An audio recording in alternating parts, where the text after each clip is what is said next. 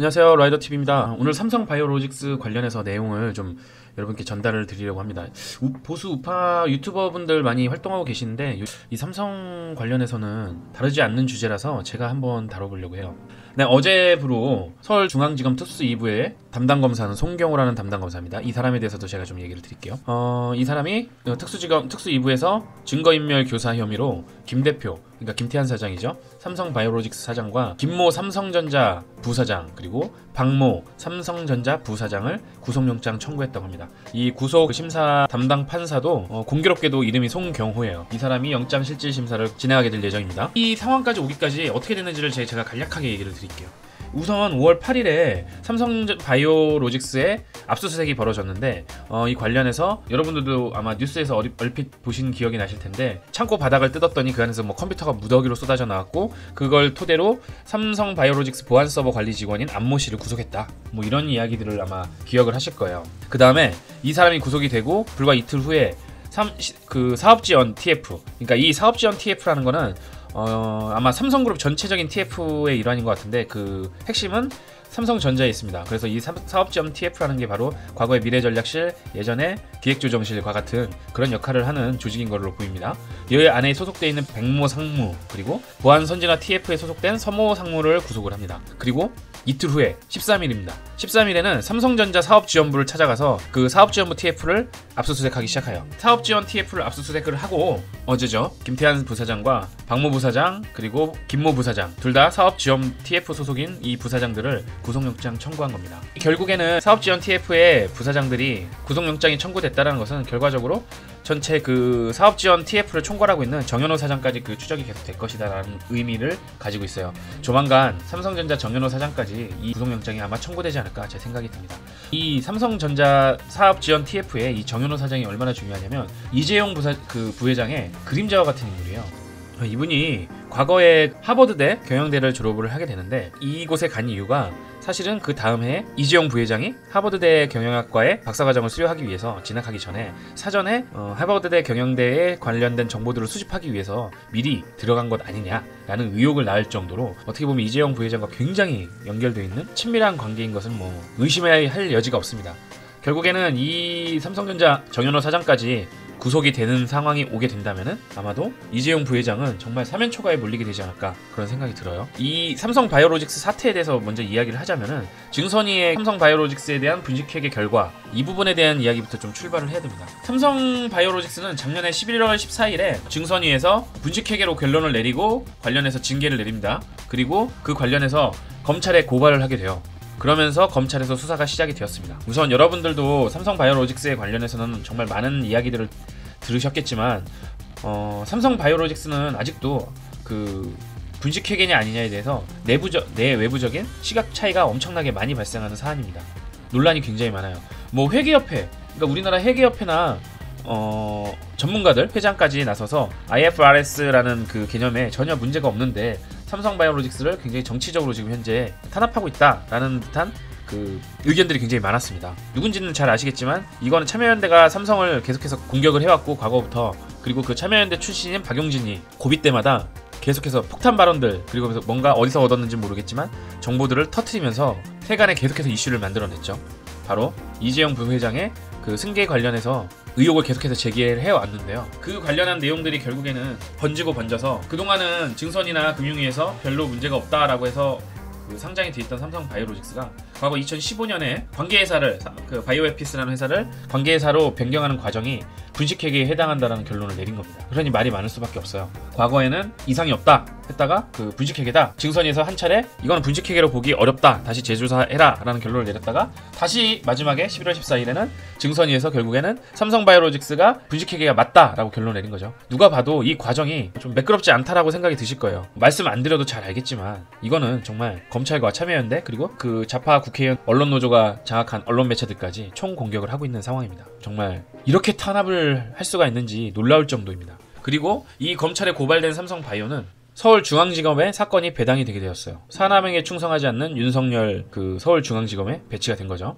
사람에게는 충성 안 하는데 이 양반은 문재인에게 충성하고 있습니다. 사람에게는 충성을 안 해요. 아무튼 이 윤석열은 특수 2부에다가 사건을 배당을 했고, 아까 말씀드렸던 송경호라는 부장검사가 이 삼성바이오로직스 조사를 진두지휘하고 있습니다. 이 송경호는 참여연대에 의해서 과거에 정치검사로 낙인이 찍혀져 있던 사람입니다. 광우병 사태 때 MBC 보도를 허위보도 관련해서 기소를 했던 검사로서 참여연대 정치검사로 낙인이 찍혀 있었으나 어떻게 된 일인지 모르겠어요. 후에 윤석열과 함께 특검에 투입이 되어서 윤석열과 짝을 이뤘고 현재는 윤석열 밑에서 저렇게 부장검사를 하고 있습니다. 문제는 이거예요. 아까 말씀을 드렸던 삼성바이오로직스에 관련된 그 조사 과정에 대해서 한번 오늘 제가 얘기를 좀 드리고 싶어요. 한번 여러분이 생각을 해보세요.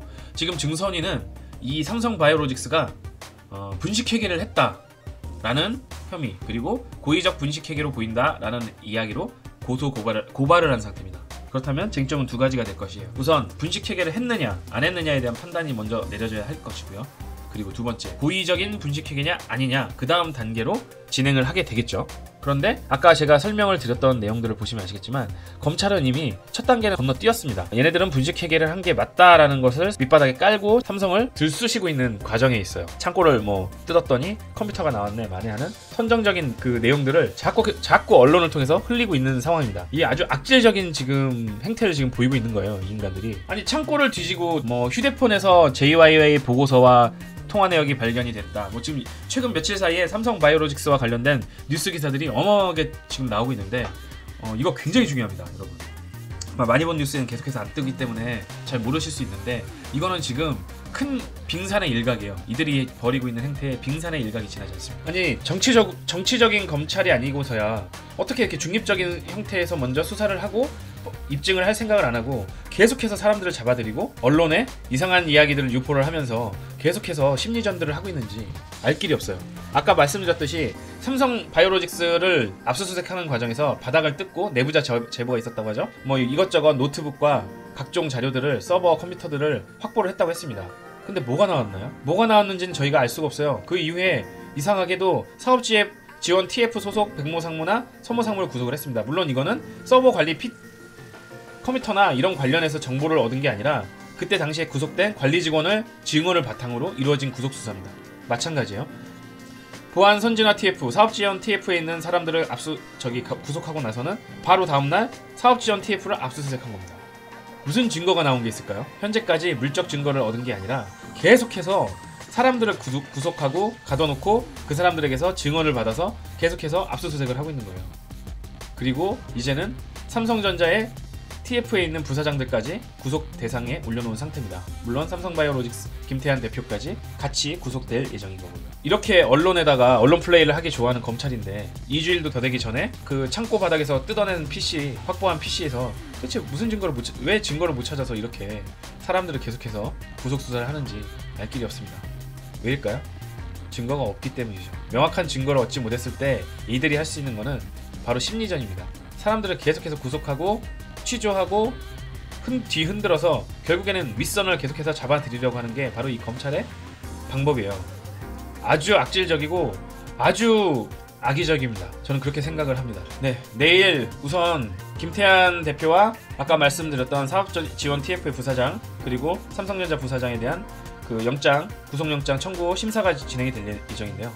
바로 그 영장 심사도 송경호라는 이름을 가진 부장판사가 진행을 하게 될 예정입니다. 이름이 똑같아요. 송경호 검사와 송경호 판사. 뭔지는 모르겠는데 아무튼 둘 다 좌파에 잘 붙어먹어 있는 놈들 아닐까 라는 생각이 듭니다. 왜냐면 송경호 부장판사는 바로 얼마 전에 이렇게 무시무시한 계란 2개라는 무기로 윤석열 서울지검장을 살해할 위협이 있다고 상진아재라는 분을 구속시킨 전례가 있는 판사이기 때문이죠. 저는 이것 때문에 내일 실질심사에서 김태한 대표 그리고 TF 부사장들은 모두 구속이 될 것이라고 생각을 합니다. 그 이후에는 삼성전자 TF 정현호 사장까지 이어지게 될 것이고 바로 그 후에 드디어 이재용 부회장으로 연결이 되지 않을까 생각이 듭니다. 정말 이 과정은 작년에 제가 여러 차례 보았던 조양호 회장을 연상시키지 않을 수가 없어요. 대한항공을 뒤흔드는데 정말 가진 방법을 다 동원을 했습니다. 무려 10개월 동안 18차례나 조양호 회장의 집이나 사무실 등을 압수수색을 했어요. 뒤흔들어 놓고 배임, 횡령, 밀수 등등등 그리고 폭행, 가족 폭행이나 여러가지 폭언까지 언론에 수차례 언론 플레이를 하고 그리고 뒤흔들었습니다. 결국에는 관련 내용들로 증거가 어떻게 꾸며졌는지 잘 알 수는 없으나 기소까지 돼 있는 상태였었죠. 그리고 조양호 회장은 그간의 스트레스를 못 이기고 결국에는 사망에 이르게 된 겁니다. 이 과정이 지금 현재 삼성바이오로직스를 이용해서 삼성에 동일하게 지금 재탕이 되고 있는 상황이에요. 삼성을 지금 어떻게 하겠습니까? 바로 국민연금을 동원해서 올해 조양호 회장을 실각시키고 대한항공의 영향력을 깨트려버린 것이 바로 국민연금과 문재양 정부라고 할 수가 있죠. 무섭지 않으신가요? 우리가 알고 있는 삼성전자도 이런 식으로 국가에 빼앗길 수 있는 기업이 되었다는 겁니다. 대한항공에서 있었던 일이 삼성전자에서도 일어나지 말라는 법은 국민연금이 삼성전자의 주식을 10%나 갖고 있기 때문에 충분히 이런 비슷한 형태의 일들이 일어날 수 있다고 볼 수 있어요. 정말 이번 정부는 정말 그 심연의 끝을 알 수 없을 정도로 공포의 대상이 아닐까 싶어요. 문민정부 출범 이후로 근 30년이라는 세월이 흘렀죠. 이 사이에 이토록 악독하고 무서운 정권이 있었나 아무리 생각해봐도 떠오르지가 않습니다. 정말 두려움 그 자체가 아닌가 싶어요. 이런 식으로 삼성까지 빼앗을 수 있게 된다면 정말 대한민국의 미래가 있을까요? 지금 이들이 하고 있는 짓은 악마보다 더한 짓들입니다. 정말 악독한 짓이에요. 제발 이 행동에 제동이 걸리기만을 전 바랄 뿐입니다. 네, 여러분 감사합니다.